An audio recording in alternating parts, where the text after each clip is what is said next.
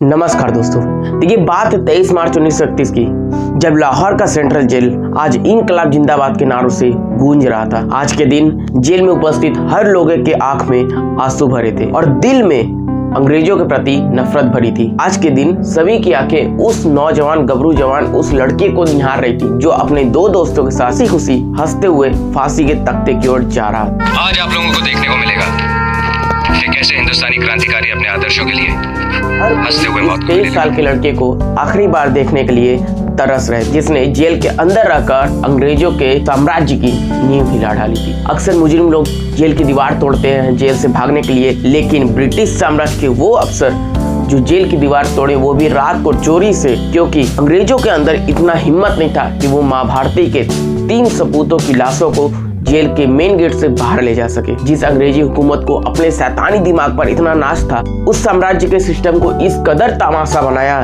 कि पूरी दुनिया देखती रह गई। आज उस 23 साल के लड़के को भगत सिंह के नाम से जाना जाता है। देखिए, भगत सिंह के पिता का नाम है सरदार किशन सिंह और माता का नाम है विद्यावती देवी। भगत सिंह को चंद्र शाह आजाद अपने छोटे भाई की तरह मानते थे और भगत सिंह को सुखदेव और राजगुरु अपना दोस्त नहीं, अपने जीवन का एक हिस्सा मानते थे, जिसने जेल के अंदर रहते हुए भी अंग्रेज साम्राज्य का सिस्टम तहस नहस कर दिया। वही भगत सिंह जो अपने 2 दोस्तों के साथ राजगुरु और सुखदेव के साथ फांसी के तख्ते पर खड़े थे, वो भी फांसी के 11 घंटे पहले और इनकलाब जिंदाबाद के नारे लगा रहे थे। मौत से कुछ दूर खड़े भगत सिंह फांसी के फंदे को इस कदर देख रहे थे, इस कदर निहार रहे थे कि जैसे मानो कोई आशिक अपनी महबूबा को निहार रहा हो। भगत सिंह और फांसी के फंदे की प्रेम कहानी 23 अप्रैल 1919 से स्टार्ट होती है। उस समय भगत सिंह की उम्र 11 वर्ष थी। सुबह से लोग बैसाखी का त्योहार मना रहे थे और बैसाखी का त्योहार मनाते हुए पूरे गांव को एक मातम ने छा लिया। उस समय बात पता चला कि गांव से करीब 40 किलोमीटर दूर जलियांवाला बाग में जनरल डायर ने अपनी सारी हदें पार कर दी।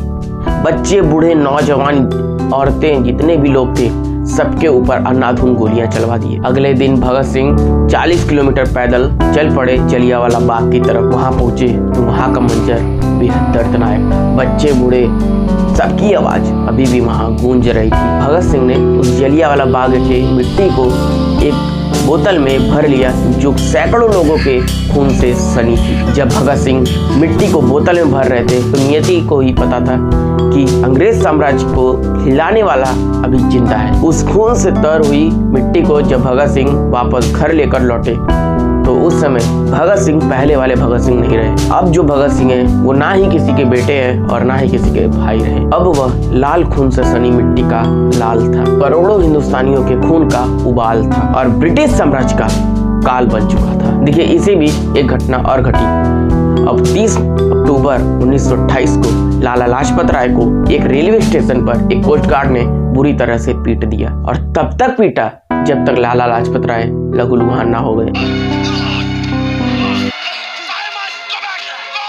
तब लाला लाजपत राय ने एक बात कही कि मेरी मौत अंग्रेजी हुकूमत के लिए आग पैदा करेगी जो अंग्रेजी हुकूमत को जलाकर राख कर देगी। अब इस बात को भगत सिंह बहुत ही जल्द सच में बदलने वाले थे। लाजपत राय जी के मौत का बदला लेने के लिए भगत सिंह ने उस अफसर को जान से मार देने का इरादा बनाया, लेकिन गलती से दूसरे अफसर को मार डाला। इस खबर से पूरे ब्रिटिश साम्राज्य में हड़कंप मच गया तो लाहौर से भगत सिंह, राजगुरु और सुखदेव को निकलने पर बैन कर दिया गया, लेकिन अंग्रेजों के नाक के नीचे से ये तीनों निकल पड़े। इसके बाद शुरू होता है भगत सिंह का सबसे आखिरी और महत्वपूर्ण हिस्सा। फिर भगत सिंह ने एक जाल बिछाया।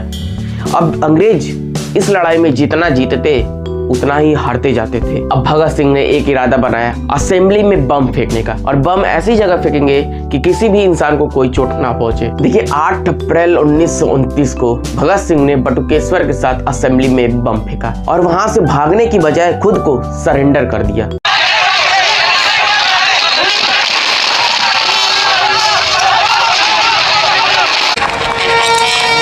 इनको अरेस्ट करके इतने खुश हो गए थे कि उनको समझ नहीं आ रहा था कि वो भगत सिंह के जाल में फंस चुके हैं। भगत सिंह यही चाहते थे कि उनके ऊपर केस हो और वह प्रेस कॉन्फ्रेंसिंग के जरिए बच्चे बच्चे तक संदेश पहुंचाए। अब 500 किताबों का ज्ञान रखने वाले भगत सिंह की बातों को कोई काट नहीं सकता था और अंग्रेज वायसराय लॉर्ड इरविन इसे अपनी जीत समझ रहा था। अंग्रेजों ने भगत सिंह के एक दोस्त को उनके खिलाफ खड़ा कर दिया और उनके खिलाफ गवाही देने का निर्णय लिया। फिर भगत सिंह ने कहा कि ये मेरा दोस्त कैसे हो सकता है, इसे तो बम बनाना भी नहीं आता है। फिर उनके इस दोस्त ने बम बनाने की तकनीक स्टेप बाय स्टेप बताई और भगत सिंह और उनके दोस्त खुश हो गए। अतः अंग्रेज ये नहीं समझ पा रहे थे कि भगत सिंह ने क्या नई चाल चली है। अंग्रेजों का दिमाग तो अगले दिन खुला जब उन्होंने देखा कि बम बनाने की तकनीक प्रेस ने अखबार में छाप दी है। अब अंग्रेजों ने एक नया कानून पास किया कि कोर्ट अभियुक्त की गैर मौजूदगी में भी सुनवाई कर सकता है। अब अंग्रेजों की सच्चाई पूरे दुनिया में फैल गई कि अंग्रेज कितने डरे हुए हैं और कितने गिरे हुए हैं। अब भगत सिंह ने अंग्रेजों की पांव के नीचे से जमीन खींचने का एक नया उपाय बनाया और वह था भूख हड़ताल। भूख हड़ताल 116 दिन चला और इस भूख हड़ताल को रोकने के लिए अंग्रेजों ने सारी हदें पार कर दी। पहले उन्हें कोड़ों से पीटा गया, फिर बर्फ की सिल्ली पर लेटाया गया, पीने का पानी तक बंद कर दिया गया। अब भी कुछ नहीं हुआ तो उनकी नाक में ट्यूब डालकर खाना डाला गया। क्या ही दीवानगी थी देश के प्रति उन लोगों में कि पेट में खाना जाने के बाद भी जेल में जितनी भी मक्खियां थी उनको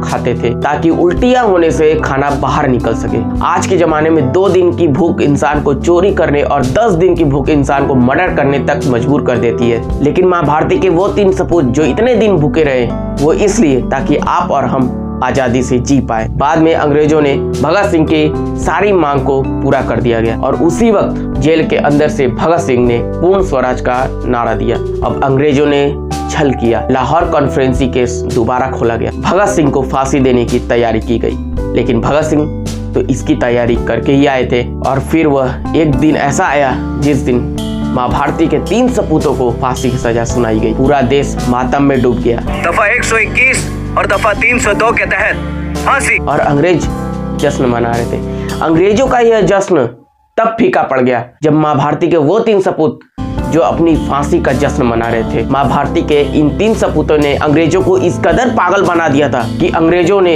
इनको मार डालने का ही निर्णय लिया। आखिर में फांसी की तारीख फिक्स हुई 24 मार्च 1931। पूरा देश एकजुट होकर एक साथ होकर मांग कर रहा था इन्हें फांसी ना हो। और भगत सिंह भी यही चाहते थे कि हमें फांसी ना हो, हम क्रांतिकारी हैं, हमें गोली से उड़ा दिया जाए, हमें गोली मार दिया जाए, क्योंकि क्रांतिकारियों की शान है गोली से मरना। अब अंग्रेज समझ गए थे कि हम भगत सिंह के पंजे में इस कदर फंस चुके हैं कि वहां से निकलना भी मुश्किल है। फांसी से पहले भगत सिंह की माँ उनसे मिलने आई। मौत की तरफ सरकते हुए देख बेटे को माँ की आंखों में आंसू रुक ही नहीं रहे थे। भगत सिंह ने माँ को गले लगाया और कहा कि माँ, इस जन्म में भारत माता के लिए कुर्बान हूँ, लेकिन अगर अगले जन्म में तेरा बेटा बना तो वादा करता हूँ कि सारी उम्र तेरे साथ रहूंगा। अब एक लाइन ऐसी जो भगत सिंह ने अपनी माँ से कहा, इसे सुनकर रूह कांप जाती है कि माँ, मेरी लाश को लेने के लिए तुम मत आना, बलवीर को भेज देना, क्योंकि अगर तुम आई ऐसे ही रोने लगी तो लोग कहेंगे कि देखो बलिदानी भगत सिंह की मां रो रही है। मां से मिलकर भगत सिंह वापस अपनी सेल में चले गए। अब पूरे देश को उबलते हुए इतना गुस्से में अंग्रेजों ने देखा तो अंग्रेजों ने एक ऐसा फैसला लिया, अंग्रेजों के मुख की काली बन चुकी थी। यह इतिहास की पहली घटना थी जब एक कैदी के डर से उसके तय वक्त से पहले फांसी देने का फैसला किया गया। फांसी की नई तारीख तय की गई 23 मार्च 1931।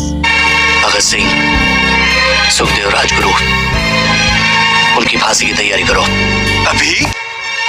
लेकिन सर, उनकी फांसी तो कल सुबह। नए ऑर्डर्स आए हैं। जब जेलर भगत सिंह से यह कहने आए, चलो अब समय हो चुका है, तब उस समय भगत सिंह लेनिन के किताबें पढ़ रहे थे। तब भगत सिंह ने कहा, 2 मिनट जेलर साहब, कि मुझे लेनिन की किताबों के आखिरी 2 पन्ने को पढ़ने दिया जाए। उन्होंने कहा कि एक क्रांतिकारी दूसरे क्रांतिकारी से मिल रहा है। भगत सिंह, वक्त हो गया है।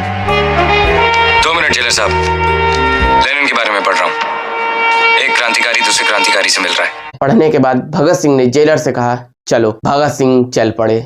दूसरे सेल से राजगुरु और सुखदेव भी आ गए। सेल में फांसी के तख्ते की तरफ जाते समय भगत सिंह ने नारा लगाया, इनकलाब जिंदाबाद का। और इस नारे का जवाब कैदियों ने इस प्रकार दिया कि जेल की सारी दीवार कांप उठी। जेल के अंदर राम प्रसाद बिस्मिल का ये शेर गूंजता रहा कि सरफरोशी की तमन्ना अब हमारे दिल में, देखना है जोर कितना बाजुए कातिल में। सुखदेव अपने प्यारे मित्र को मुस्कुरा कर देख रहे थे, जिन्होंने उनसे वादा किया था कि देखना, तुमसे पहले मैं मरूंगा।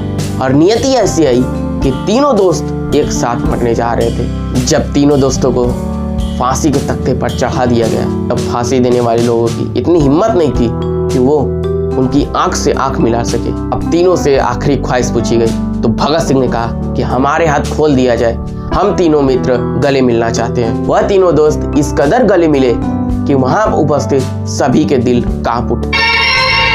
कोई आखिरी ख्वाहिश तुम लोगों की? हम एक बार गले मिलना चाहते हैं।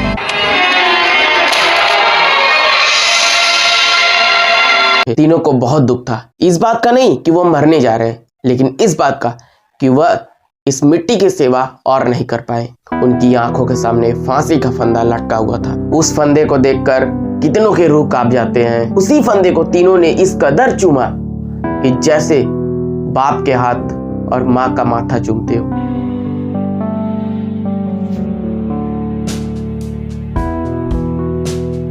अब फांसी का फंदा उनके गले में था। फांसी का लीवर खींचने वाले जल्लाद के हाथ कांप रहे थे। आखिर में अब वही हुआ जो होना था। जल्लाद ने लीवर खींच दिया।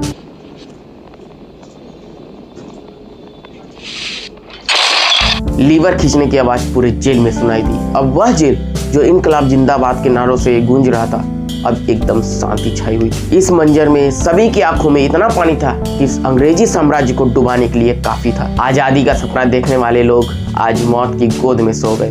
दूर खड़ी भगत सिंह की माँ बेटे के आने की राह देख रही थी, पर उन्हें क्या पता था कि आजादी के रास्ते पर चलने वाला बेटा अब कभी घर वापस नहीं आने वाला है। सारा देश एक ही नारे से गूंज रहा था, भगत सिंह जिंदाबाद, राजगुरु जिंदाबाद, सुखदेव जिंदाबाद। जय हिंद।